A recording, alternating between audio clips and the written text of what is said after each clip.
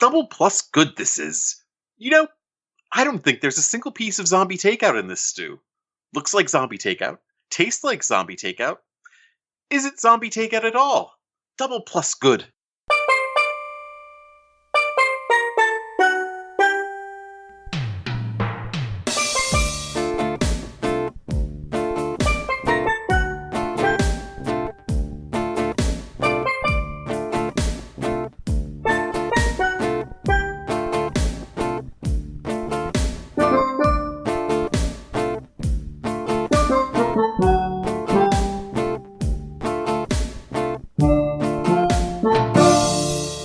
What's up? Welcome to episode 311 of Zombie Takeout. Zombie Takeout. And no, we're not going to reference the band. 311. I thought of that when I put 311 in my notes. Yeah, I completely forgot the band. I like one or two songs, so I see them on Spotify now and then. I just think of the information line. Mm-hmm. Well, that would be in 100 more episodes. And we should do something for that. In Chicago, I think it's 311. Oh, okay. Huh. And before we get to this week's movie, just want to mention we will be getting very political this week, and suffice it to say, neither of us are fans of the current administration here in the U.S. So if you don't want to hear us getting into that, please feel free to skip this episode, and we'll be back in 2 weeks with our usual relatively apolitical show. In the current climate, I don't think everything's political, Well, I mean, but we don't really get into it normally. The very movie 1984 in this climate is political. Of course. In fact, there's screenings of this now being shown across North America. Well, before we go too far down that road, this week's movie is from 1984. 1984. Of course, that brings us to the impromptu plot summary, sponsored by Facts. They're the same for everyone. Also brought to you by the Note Incinerator. At least in Orwell's dystopia, there was a means of erasing what you've said. Mm-hmm. All right, so the movie and the book are somewhat different from what there are a few changes. So I'm just going to do the movie, of course. Mm-hmm. Good, because it's been way too long since I've read the book. Yeah, I just kind of went over the synopsis just to make sure I had a better idea of where we were going here.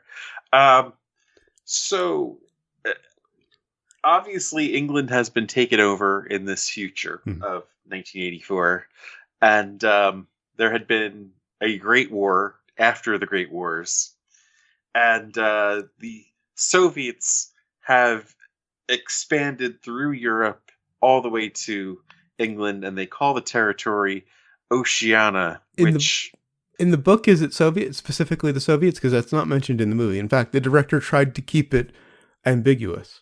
In the book, it is everyone. Okay. It's very jumbled as to who took over what. Uh-huh. There was an atomic war across Europe. Uh-huh. So there's places in England that are no longer, habitable. Places in Europe also. And that there are 3 states that just kind of fight each other when it's convenient. Right. And which isn't really explained here. It explains that they're at war with different states, but not why. But I'm getting the impression that this is from the movie itself and all the terminology they're using is Soviet terminology. Okay. I mean, the proletariat. Yeah. That goes back to Marx. Yeah, that's actually more Marx than Soviet. He was German. But what's the thing with the Soviet Union was it was established, by Marxists, but taken over by Big Brother. And in this, this was written before all of that.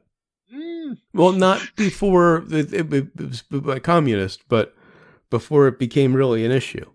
Looking at it when he wrote it, it seems more to me, rather than a vision of the future. Well, no, it's exactly not. It's not a vision of the future. You never intended it to be. It's a warning of what was going on right then and there, what the Cold War could lead to. He'd seen what happened to Germany. And in fact, possibly had seen where Russia was going. The reason why it's 1984 is it's the transfixing of the 4 and the 8. Yeah. So in a way, he's saying like Idiocracy, this is going on right the fuck now. Mm-hmm. Or it could. Mm-hmm. I mean, or what it could lead to. And he was very wary of the Soviet Union and what Stalin was doing at that time. So, anyway. So we're in this dystopian future where all hell had broken loose several times over.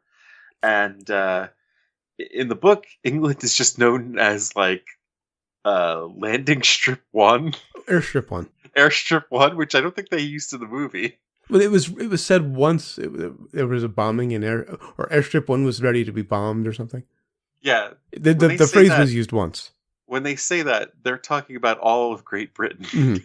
They're talking the entire UK. Yeah, if I hadn't read the Wikipedia page and known it was called Airstrip 1, because like I said, it's been too long since I read the book, I didn't remember. Right. I would have had no clue what that was a reference to. Right. So, we have ourselves a bureaucrat, a government minister, whose job it is to, it's to create alternative facts. Pretty up the history, so the alternative facts can be real facts. Mm-hmm. And so the party never actually lied. Mm-hmm. But secretly, he's not very satisfied with the situation. It seems like he's unsure why, though. Yeah. And I think even in the book, he's not sure why. It's just all the old ways are just kind of ghosts to him, Mm-hmm. And I guess it just goes to the greater end of having the humanity stripped from them. But along the way, he falls in love. It's a forbidden love, of course, because you're only supposed to love the party and work for the country and all that good stuff. And so they have this secret tryst several times, and they're going to get caught, of course. Mm-hmm. Spoiler alert, they're gonna get caught. In fact, they make a show of the thing that gets them caught. Yeah. And to which then they, of course, we only see his torture, but we can assume they are both tortured. Mm-hmm. Although some people suspect maybe Julia, the woman he had fallen in love with, could also have been an agent in on it too. Okay. Which, I mean, everything else was elaborate, so why not? Everybody else was in on the setup. Mm-hmm. So why wouldn't they go through everything? But you get the feeling that she was probably tortured too. Mm-hmm. Well, she says she sold him out just as much as he sold her out. Yeah. And it's implied that it was for the same reason. Right. They were never... One of the things they had said was they can never, make them not love each other. Mm-hmm. And that was, something that they would always hold on to. But of course, in the end, with the right implements of torture, mm-hmm. they break, and he screams to do it to her instead of me. Yeah. And wow. Terror ensues. Hilarity ensues on this one. And the movie opens up with this propaganda film that, for at least the first half of it, could easily be a current political ad. Throughout the entire film, there are these statements made by, quote-unquote criminals. And, I kick dogs, I spread venereal diseases, right. Yada, yada, yada. Which really they should add to it. I think that would add a depth of realism. But anyway, this is one of the first that you see, and it's this figure. That's what was really cool about this, is just that the people up top are very elusive figures. Mm-hmm. We hear Big Brother's voice a little bit. But we only see a still photo. Yeah, we only see a still photo. This is Goldstein, which I'm guessing is kind of the Trotskyite, who, was in for the foundation of the revolution, but suddenly is a traitor and is ran off, and it's his confession in there, and everybody, of course, doing these weird symbols. There's this crossed wrist salute, which wasn't in the book. It was created for the Right. movie. To me, a lot of that looked like they stole from Alan Parker's Pink Floyd The Wall movie. Well, I think this was around the same time, wasn't it? It's a little after. Oh, it is a little after. Okay. I always thought The Wall was done in 80, but I think they said it was 82. Okay. And yeah, so this was 2 years later. Also, I forgot to mention that this is our John Hurt tribute episode. Oh, yeah. John Hurt plays Winston, the lead character in the movie. Man, what a career this dude had. He's one of those actors you don't really notice, because he's very subdued. He's not like, operatic like a Hopkins or a Spacey or an Olivier. He just kind of disappears into the roles. I mean, Alien, though, and then, was the coupling phrase the John Hurt way? Oh, I don't recall that. When they were talking about pregnancy? Oh, yeah. I can't remember what the name they used to describe. Yeah, I don't think it was John Hurt. No. Although it would make sense. It was Tom Skerritt. Possibly. And the fact that Brooks brought him in for Spaceballs. For right, yeah. Not again. And of course, from last year, our review anyway, Snowpiercer. Oh yeah, I mean, so many. And The War Doctor. I mean, looking at his IMDb, there's so much shit there that I'd seen, and was like, oh, that he was in that. I mean, I mean, any Genesis fan knows the movie The Shout, or they should know it if they're a true Genesis fan, because it was Banks and Rutherford's first foray into soundtrack. Okay, maybe something we should put on the list. Maybe it looked pretty weird. Okay, and I've never heard of it, so I like Genesis, but just as a friend. But Hurt really hit it out of the park in this. Like, I didn't know he had this in him. Yeah, he is, man, so beaten down. Like, I can't remember ever seeing a performance of someone just so beaten down without seeing the beat down. Yeah. Well, and for most of the movie, he is just kind of the subdued, normal John Hurt character. I mean, he's brilliant, but it is very calm performance. But then you get to the torture. Yeah. And I didn't know he was capable of that. Yeah, that was just like, just heartbreaking. Especially the apparatus. Yeah. And the bit with the tooth, which just, it was small, but it hurt. Yeah. And just overall, the movie does not feel like it's 32 years old. Or 33 almost.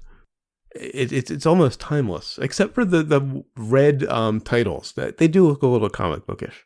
Again, it's very Pink Floyd The Wall. Yeah. All that at the beginning, the imagery that's stage. I almost expected to see what's his name come out.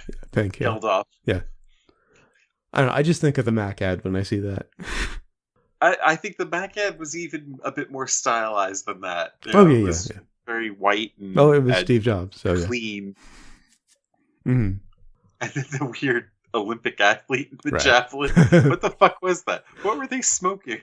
Well, I think that was supposed to be a reference to her throwing the rock at the screen. Oh, it was an Olympic thing too. But they just kind of amped it up because they're Apple. Yes. Right. But they were smoking some serious shit then. And I never thought about this, but the newspeak in the movie, or in the book and movie, had to have been an influence on Clockwork Orange. Oh, yeah. Oh, definitely. Burgess, I mean, it's right along with him, y'all. Well, I think Clockwork was written in the 60s, wasn't it? Yes. Yeah. So this was a couple decades before. Orwell's, the Godfather. Yeah. All that. True. I mean, there's dystopians before Orwell, but no one really just so detailed about it like this. I forgot to look it up. Do you know the year of Brave New World offhand? I thought it was after. I could be wrong. Phone is up. To the Google. 31 before. Brave New World. Okay. Yeah. So really, Huxley is the OG. Yeah. Orwell gets a lot of credit, deservedly so, but Brave New World was a template for a lot of this in a lot of ways, I think. Not Rush's 2112? Well, no, obviously that came from, Would that be more Orwell or no? I think that would be more Huxley. 2112. I don't know what the fuck they were doing. They were smoking some serious Well, shit. yeah, I mean, there is a song on the album called "Passage to Bangkok," which is about touring the world and trying different kinds of weed, literally. Yeah, I hear one night there makes a hard man crumble. Ha. But yeah, 2112 is more of like the. Is this our idea of getting political? I'm sure we will eventually. We always did. That should be like the April Fool's episode. We say we're going to get really political. We're going to fucking piss everyone off and just talk about Rush. And Genesis and Floyd.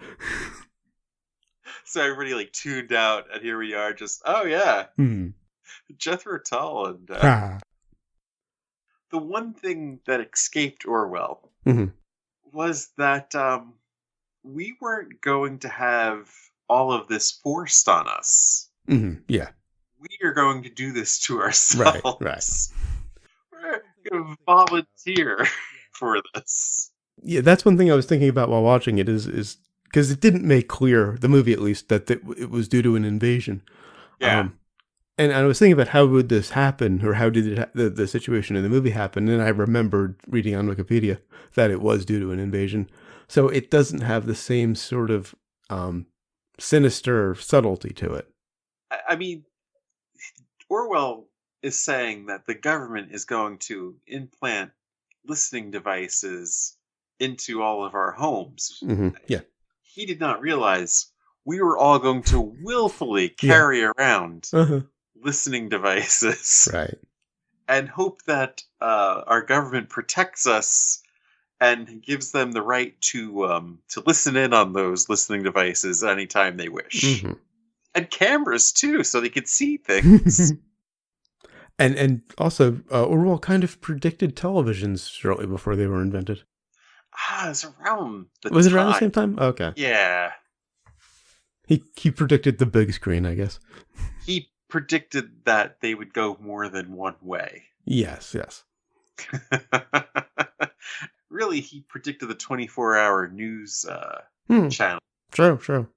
And it's weird how they've morphed into this. Yeah. The alerts and the countdowns and everyone's got to hear this. This is something to be informed by. And it's just, no, these two people are going to have a debate for an election that's not even happening right now. And the whole thing is just far more upsetting now. Because, I mean, I read the original decades ago, and it was just an interesting story. It didn't really chill me like it did watching it today. Yeah, I mean, the fact that we've just done this to ourselves. Yeah.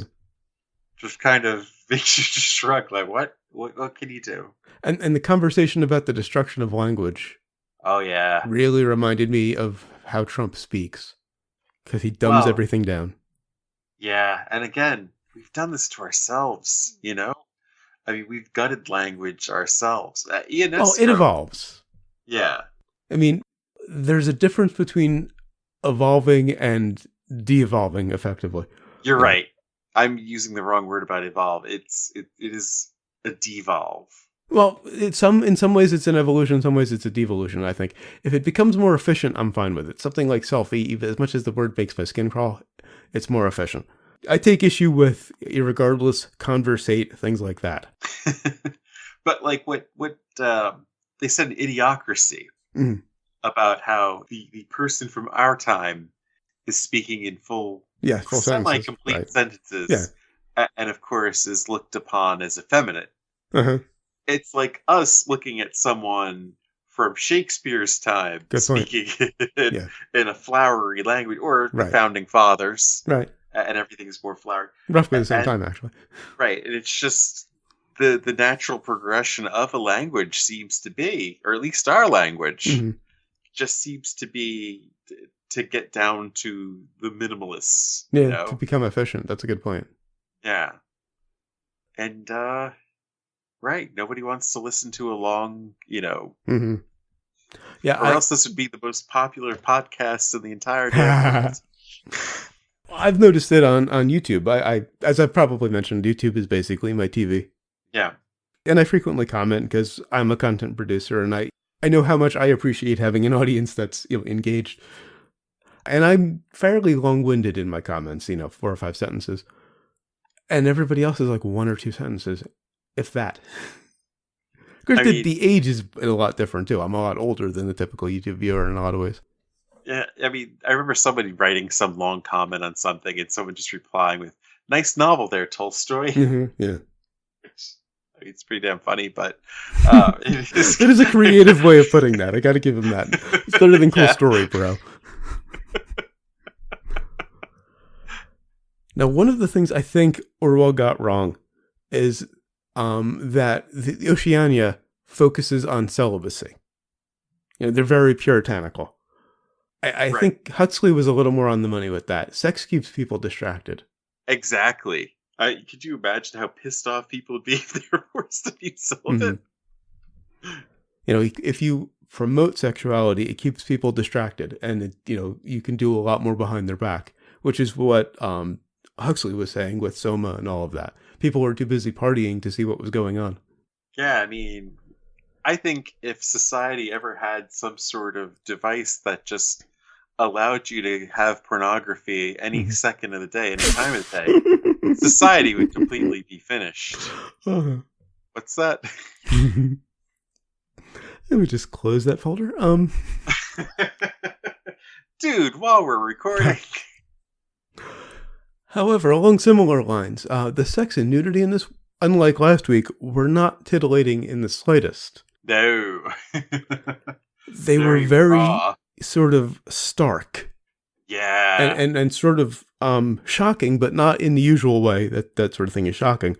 And how about the first time where it's just like, yeah, we did it kind of thing. It's just like, wow, that's probably the skeeziest sex scene I've ever seen in a film. Well, see, I didn't see it as skeezy. I just kind of saw it as it wasn't meant to be titillating or risque. It was more of it was more stark, and it more showed off what a contrast that sort of thing is to Oceania. What was the line he'd said? It was something about like spraying his pesticide on her. I mean, it was something like, I didn't catch that. It was something really fucked up. Of course, the "there is truth and there is untruth" speech gave me chills. Yeah, because that really spoke directly to what's going on now. Well, right. It's just the playbook of dictatorship. Yeah, exactly, yeah. And that's what Orwell was warning about in this more than anything else. And I just loved every time Winston wrote in his notebook. The writing there was genius. I'm sure that was straight from Orwell. Yeah. And of course they get caught, and that gives us Richard Burton as O'Brien, who kind of works for the party. Man, just another insane performance. But of course, it's Burton. Incidentally, for the role of O'Brien, Paul Scofield was originally contracted to play the part, but had to withdraw due to a broken leg. So Burton was a backup? Well, Hopkins, Connery, and Rod Steiger were also then considered. Richard Burton, who was living in Haiti, joined the production 6 weeks into shooting and insisted that his boiler suit be handmade on Savile Row.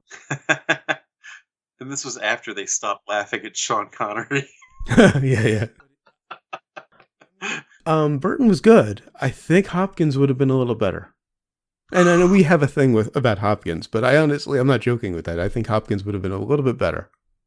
Oh, man. That's tough to say. I mean, yeah, Hopkins probably would have been, but I mean, Burton's so goddamn good. Though. Okay, yeah. I can't see Connery in the role. No, I cannot. Steiger would have been a little over the top, I think. You're a traitor to the state. Actually, Hopkins and Burton probably would have been very similar. Yeah. I don't know if Hopkins had completely developed the Hannibal Lecter character. This is true. This is a bit before then. Actually, I don't know if I've seen much of his work before then, come to think of it. Really? Before Silence of the Lambs. That's kind of when I became aware of him. I think they all were in Elephant Man together, weren't they? Oh, wow. I forgot about that one. Like Hurt, Hopkins. I think Burton too. I could be wrong. Huh. I know 2 of the 3 were in Elephant Man together. It's been a long time since I've seen that. which I think this is shortly after. Yeah, because Burton was sick at this point, so it couldn't have been later. Yeah. This was actually his last film. Unbelievable, isn't it? Yeah. Also loved the bit in Goldstein's book about war and, what the purpose of war is. Really kind of explains why the rich tend to be more hawkish. Because it kind of keeps the social order in place. It's, not to mention it's very profitable. The fortunate son, thing where, right. it's not your kids that are going off to fight people. Right. Somebody else's. And yeah, they have been making more and more money off of war. I'm trying to remember where this line is. Power is a means of tearing minds up and reassembling them in a new shape. Yeah, that was I think that was... Yeah. I think it was Burton, wasn't it? That was while he was being tortured, while Winston was being tortured. Well, he was basically explaining how they do what they do while he's torturing him. So Elephant Man was just Hopkins and Hurt. Oh, okay. And it was 2 years or 4 years before this. Mm-hmm. But that whole torture scene was just mind-blowing. I mean, it was painful, it was visceral, but Hurt's performance was just amazing. Just when you think it couldn't get any worse. The rats. I'm really glad I'm not phobic of rats. Yeah. Because if those were spiders, I'd have had to tap out. If you're phobic of rats, you should not watch this movie. Or at least just skip that scene. They give you ample warning. Look away. Yeah. Leave the room. Fix yourself a sandwich. Yeah. Mythbusters did a similar thing with spiders. I'm scarred for life. But then, of course, they meet up again later. Winston and what was her name? Julia. Meet up again afterwards. It's implied she went through the same thing. We don't know. And it's very implied that they still have feelings for each other. I would think. Mm-hmm. And he ends the movie by saying, "I love you," and you kind of don't know if he's saying it to her or Big Brother. I mean, he's turned away from Big Brother towards where she was sitting, so it implies that it was to her, but I just wish that he'd completed the equation in the dust. Because in his notebook, when he talks about truth and untruth, he says 2 + 2 always equals 4. And then, of course, that comes up again during the torture, where O'Brien gets him to say 2 + 2 = 5. I think the book is even more bleak than this, where it's just like he's completely like broken and just, wishing he could be out with the revelers cheering on Big Brother and stuff. But at the end, he writes 2 + 2 = in the dust on this chess table, and they don't show him finishing it. Yeah, they kind of try to leave a glimmer of hope in. Mm-hmm. Which I get, and I do appreciate that, but it would have just been really nice if he said 4. Orwell said, "Motherfuck hope." Yeah. More on that in sequels and remakes in a moment. Incidentally, principal photography began on March 19th, 1984 and ended in October of 84, the same month the movie was released. They actually put that on the card towards the end, like around the credits. Oh! Parts of it were actually shot during the time it took place. Which version did you see this, by the way? Because there's 2. With the soundtrack? Yes. I didn't notice the Eurythmics except for a little bit toward the end. I think it was mostly orchestral. Okay, I mean, well, it would have said in the credits, the Eurythmics. I know, I heard a little Annie Lennox at some point. Yeah. I think it was at the end, in the closing credits. Yeah, it was kept very low because he didn't like... Apparently she had a cameo in the movie too, as someone in a crowd, but I didn't catch her. Really? Apparently, the director did not like. Well, he'd already planned to do a standard orchestral soundtrack that had already been composed. Virgin Group, who financed the film, insisted on the Eurythmics because they were, their new hot act that they were trying to push. Yeah. This was around the time of Sweet Dreams, if I recall. Yeah. So yeah, they were as ubiquitous as a new pop group always is, and Virgin Group wanted them in the movie. Because I guess they figured the movie would be a big deal. I don't remember it being that big of a deal at the time. No, I didn't even know this was made. I mean, I was 12, so I don't know if I would have been aware of it, but... I was kind of surprised. Oh, they made a movie about 1984 already? I'd been aware of this for a while, but I'm in '84. I think it just went right over my head if I'd even heard Yeah. about it. Well, back then it was kind of like, oh, he was way off. I mean, it's 1984, and there's Right? nothing Yeah. like this going on right now. Yeah, I was very aware of the book in '84 because everybody talked about the book. Yeah. And then just one last thing before we get to sequels and remakes. On April 4th, a group of 90 participating theaters throughout the U.S. and one in Canada will screen this movie. Yeah, I think the Music Box here in Chicago is doing it. So. Actually, just looked it up. I found a site. I'll put the link in the show notes. I'll link to an article about it with a list of all the participating theaters. I think it's the Willette Theater in Illinois.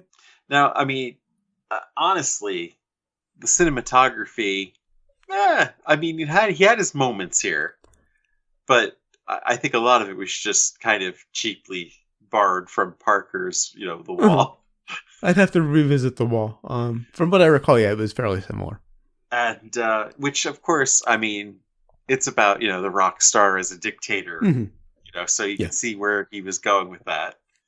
And here is the dictator as the rock star, kind of. I don't know, whatever.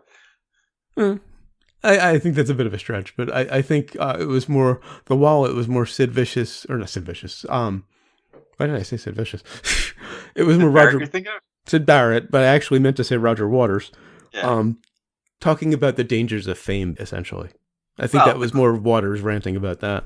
The cult of personality, and I mean, so yeah, they do fit together. I mean, because when you start treating a politician like that, when you give them that much adulation, right, and you overlook obvious flaws, it is how you get to where Orwell has taken you. Well, when you just become like a still, picture, and it's just an abstract concept almost. Yeah, I've always wondered, and it just gets into sequels and remakes. And this is the second film adaptation. I think the first one was in the 30s somewhere. No, because it was before the novel was written. No, it couldn't have been the 30s. I'm sorry.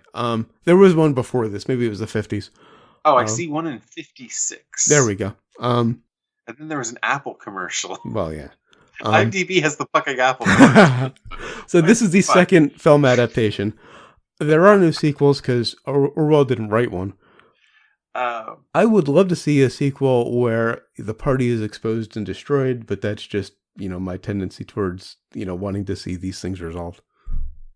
Donald Pleasance was in the first adaptation. Oh, a young Pleasance. I don't think I've ever seen him young. Yes.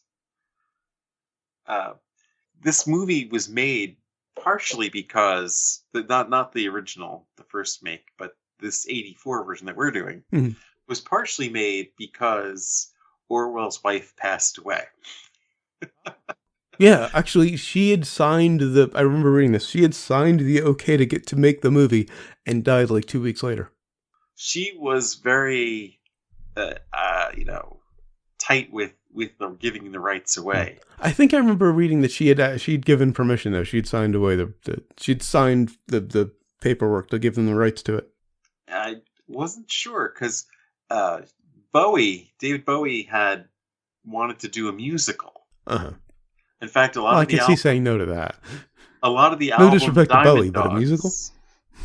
A lot of the album Diamond Dogs from '74, are songs that would have been there. Is "We Are the Dead," right? Which is something they repeat a couple times in there when they're together, and they realize that they're just going to betray each other in the end, right? That they're already dead, pretty much. He does the song 1984, which is kind of like this Isaac Hayes takeoff. And then a song about Big Brother, and, we'll build a glass asylum, which is more telling to like reality TV. Yeah. Well, glass in the sense that you can see into it, but also. Yes. But also glass in the sense that it breaks easily. We'll build a glass asylum with a touch of mayhem. It's the line. I do watch Big Brother, but it's always kind of bugged me that they borrowed that name. And for Bowie, I think the difference was I think he explores more about current social, sexual norms at the time, right? And the repression there too. On the brains? On the brains. Aside from my little quibble about the title cards, or the title, the opening titles, and the little issue I have with the view of sex, it's perfect. I'm going 5. Yeah, even despite, probably not his best work, the director, I'm trying to... What else has he done? He's done a lot. It's crazy, this guy. I look at his IMDb, I'm like, I've seen this. Michael Radford. Name didn't ring a bell, so I'll have to check his IMDb. No, it isn't. But he's directed so many different things, like Postino, and he's still alive. He's done a lot of Shakespeare. In fact, I think he did a King Lear. No, it wasn't his King Lear, but he's doing a King Lear now. Okay. But yeah, despite some of maybe not his best work and kind of cribbing off of other people, I'm still going 5. These performances are just too fucking good. Burton, we've talked about. John Hurt, we're here to talk about. So yeah, we've given him his play. The female lead, Suzanne. What was it? Do you have her name? Susanna Hamilton. Susanna Hamilton. Has done much else.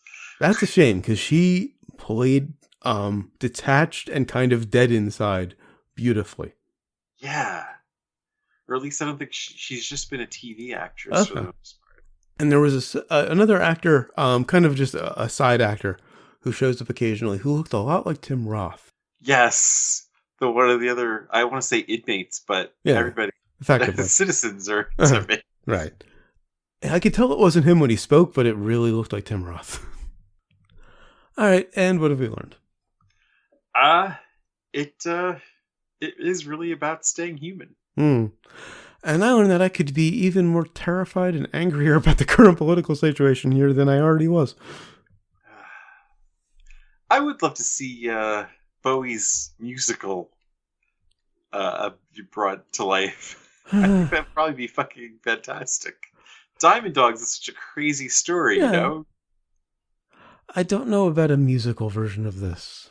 I mean, again, Bowie was great and all, but if anybody could pull it off, it's Bowie. Okay, listen to the album first and tell me it would not make. I'm sure the songs are great. I'm not criticizing the songs. I just don't see a stage musical version of 84. And think about it. Rebel Rebel was originally going to be a show tune. It's the old issue that we've always had, or I mean, you've specifically voiced about musicals, where it's the unrealism of people just breaking out in a song. I don't see that really at all working with this story. Listen, so you have homework. Listen to Diamond Dogs. Oh, I'm sure it's a great album. I have no doubt the songs are brilliant. The first line of the album is, "This ain't rock and roll. This is genocide." Maybe if it was an opera where it was all sung, then it could work. Yeah. Yeah, I think mostly that's what I would think of. Which I think actually this has been done as an opera, now that you mention it. Oh, okay. Because then you don't have the weird, switching back and forth between speaking and singing, which really always throws me with musicals. Yeah. This is a total tangent, but I watched a bit of Hamilton. Really good stuff. And it deserves all the recognition that it's getting, but it was just really disorienting to hear them break into song after speaking. For rap, it has to be easier, though, right? Well, yeah, I mean, it's a hip hop musical, so it plays a little bit better. Yeah. But still, it just throws me. Anyway, until 2 weeks from now, when we'll be reviewing A Class of Nukem High. Finally, some Trauma. It's been too long. Finally, A Class of Nukem High. We thought we were doing this in the second week of January. Yeah. We're taking next week off because Saturday is my birthday, this coming Saturday. Happy birthday. I would rather be looking forward to a week off when I got there than back at a week off. So we're on this week. Although we almost weren't. Yeah. Technical issues. Yep. Until then, go to zombietakeout.com, check out the album art, the episode description, of course, the episode itself, which you're already listening to. Links to find us on Facebook, Twitter, Google+, and YouTube. Links to subscribe via RSS and iTunes. Please leave us a rating and a review on iTunes. We'd really appreciate it. Of course, if you enjoy the show, give us a little word of mouth. Spread the word. We appreciate all of the listeners we have, as I always say, but more would be better. You also find the movie list, every movie we've reviewed so far, and every movie we're going to review in order through Beastmaster. No idea what number that is at this point. The request form, if you've got a movie you'd like to hear us review, please leave it on the request form. And of course, the recommendations list. I always knew this was going to hit the rec list. I mean, it's 84, it's Hurt, it's Burton. It's our first entry to the rec list this year, isn't it? Is it? Yeah. Well, we've had The Burbs and Neighbors, which didn't do it. Secretary came closest. Secretary didn't quite make it. Okay. Yeah, you kept it off by like half a brain, if I recall. Yeah, so this is first. It's a fitting first entry for the rec list. Yeah. I'm reasonably sure this will end up on both of our best lists at the end of the year. Yeah, definitely. Of course, you can email us, somebodytakeit@gmail.com, or leave us a voicemail at 414-368-ZT01, or for the alphanumerically challenged. You can double plus good yourself. Nice. 414-368-9861. Of course, always remember that you'll always be calling from the middle of Milwaukee. And until next time, always remember, never forget, wherever you go in life, there you are. There you are. Resist. There is truth, and there is untruth. Have been sighted proceeding in convoy in a northerly direction. Freedom is the freedom to say 2 + 2 = 4. If that is granted, all else follows.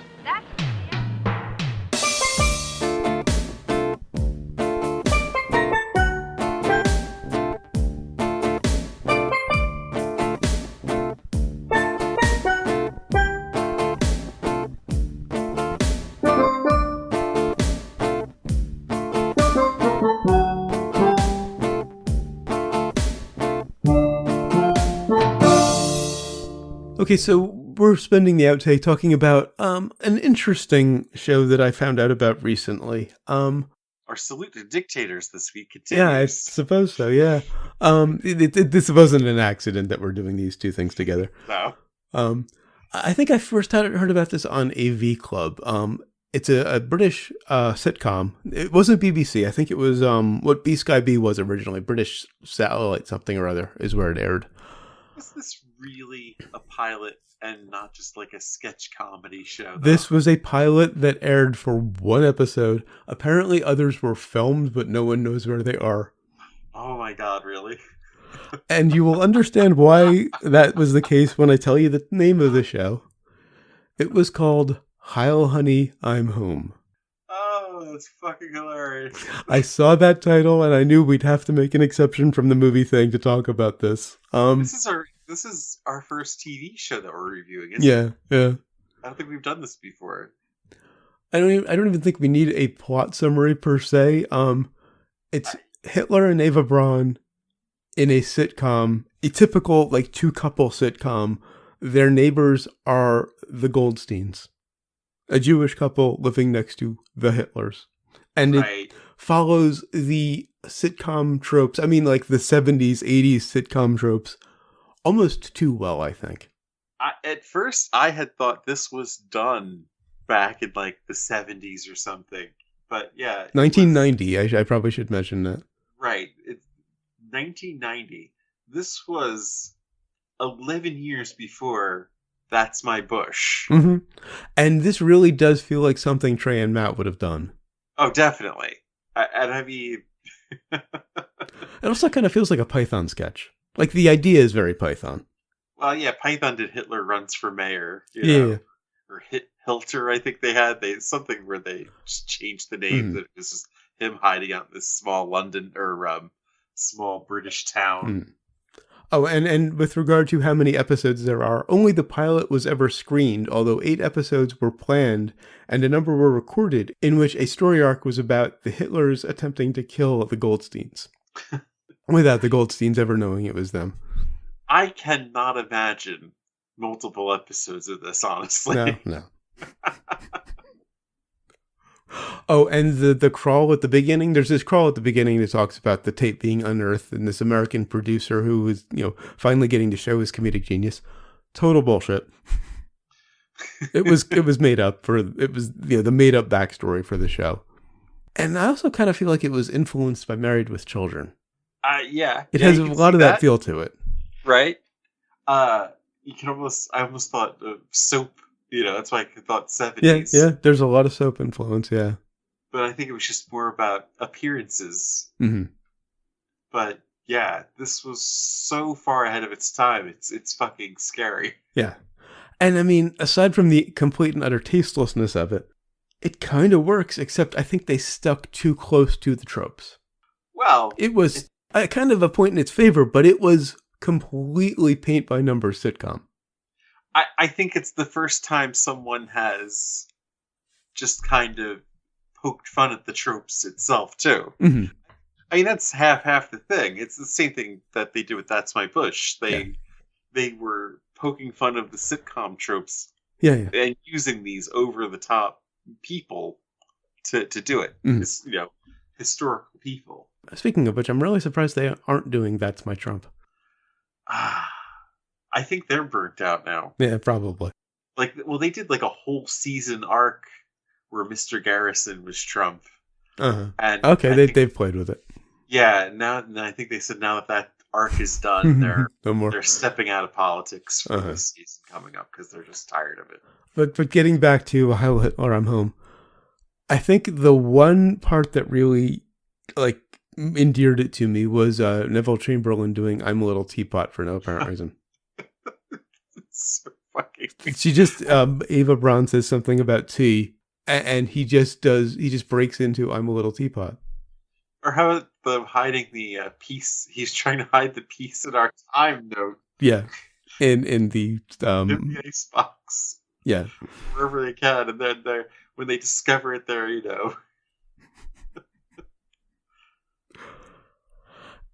It really was just it was too transgressive, I think. It was well done, but it was just too far.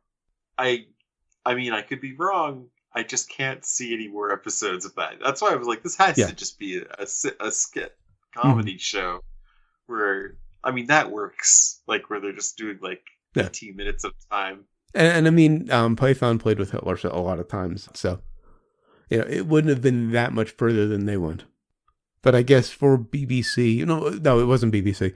For primetime TV, it was too much. Oh yeah, definitely. By the way, writer Jeff Atkinson maintains that the aim of the show was not to shock, but to examine the appeasement surrounding Hitler in 1938. He concedes that the satire of the appeasement did not translate as well as he intended. Atkinson has also stated that 3/4 of the cast were Jewish and did not consider the concept controversial. No, I mean, I could see where he was getting at, though. Mm. I mean, but the cast, it seemed like some of them were Americans. They did incredible American accents if they were British. I have no idea if they were American. Although they were very stereotypical accents. I mean, Hitler sounded like Jackie Gleason pretty much. Yeah, and he was, doing the Jackie Gleason, the Get Out, Mm-hmm. I mean, nobody does that as good as Jackie Gleason, of course. And Goldstein was basically Jackie Mason. Yeah. But, the goofy neighbor trope. Mm-hmm. It's, I mean, I love that they worked that into That's My Bush, too, where, the White House has a goofy neighbor. Mm-hmm. So overall, I mean, it was a bad idea, well executed, I think. I don't know. Was it a good idea badly executed? Okay. I mean, I don't know. They were aiming for the tropes. Yeah. And they hit them perfectly. Yeah. And I think it was a little too slavish to them is my only real complaint other than the abysmal concept. Although, is the concept that abysmal given what Python has done and made work? All they were missing was Heil Honey, I'm Home is filmed before a live studio audience. Yeah, that would have perfected it, yeah. They did that with That's My Bush, I believe. Uh-huh. Brains? Man, I hadn't thought about what I'd give this brain-wise. I'll start. I'm giving it a 2 just because it was too close to the tropes. I kind of tuned it out as if I were watching an old 70s sitcom. I'm going to give it a 3. I watched with just a dropped jaw yeah. for the most part. I think I just couldn't see this as an actual series, though. No. I think it would have run out of steam very quickly. Oh, definitely. But now that you mentioned the story arc of them trying to kill the neighbors, what the fuck? Yeah, that could have been interesting. And he didn't see how it would have been offensive. Yeah, that's a good point. I mean, how could they not think this was going to be controversial? If you're deliberately trying to be transgressive, that's one thing. And, as again, I keep going back to Python because they've played more with Hitler than anybody. Well, then again, I mean, there's the producers. I totally forgot about that. Yeah. And the Wikipedia article mentions a few other comedic Hitlers that have worked. So I don't know why this one was so infamous. Maybe because it aimed for primetime TV. Yeah, that's something, I mean... There are some sacred cows. Yeah. Sitcom TV. Mm-hmm. It's a very different crowd than a Mel Brooks movie or a Python episode. Although I think when Mel Brooks tried to do a sitcom... did he? Yes, he did. I can't remember what it was called, but there was one in I think it was the 80s. Okay, when he was still good, okay. It didn't last long. I'm trying to remember what it was called now, actually. Gotta... Damn, to the Googles. They completely don't have it on here. Oh, okay. Well, if anybody out there knows or is willing to do a little more research, let us know.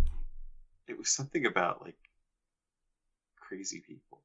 That was a movie, but I don't think it was Mel Brooks. There was something about an asylum. Oh, okay. I kind of stopped paying attention to him after Spaceballs. Really? You cut him off after Spaceballs? Well, Get a Life, was it? Or no? Life Sucks. Stinks. Life Stinks. I was unimpressed with that. Dracula Dead and Loving It was horrible. Men in Tights. Was Men in Tights? No, Men in Tights was before Spaceballs, wasn't it? Nah, Spaceballs was mid-80s. Okay, then it was Men in Tights that I stopped. Yeah. One of those two was the last. Whichever the last of those two was, is where I stopped. That was kind of the last one that I was, really on board for. Because Life Stinks I wasn't impressed with, and Dracula Dead and Loving It was painful. Yeah. And the producers the return of the producers I never bothered with. Yeah, me neither. Oh, The Nut House. Okay. Nut with 2 T's. It was done in 1989. Well, that was kind of toward the end, wasn't it? Was Dracula Dead and Loving It 80s or 90s? 90s. It was 90s, okay. Starred Harvey Korman. Cloris Leachman and Harvey Korman. That could be worth checking out. I'll have to check YouTube. I I don't remember it being all that good, though. That's why it didn't really last long. Okay, I never saw it. In fact, this is the first time I'm hearing about it. Or the first time that I remember hearing about it. I mean, I might have heard about it back in the day, but I have no memory. I don't know if I was all that into Brooks at the time. No, I had to have been, because, I mean, I was watching Spaceballs in the early 90s. So Yeah. Might be worth looking into. Anyway, we'll be back in 2 weeks. Talk to you later.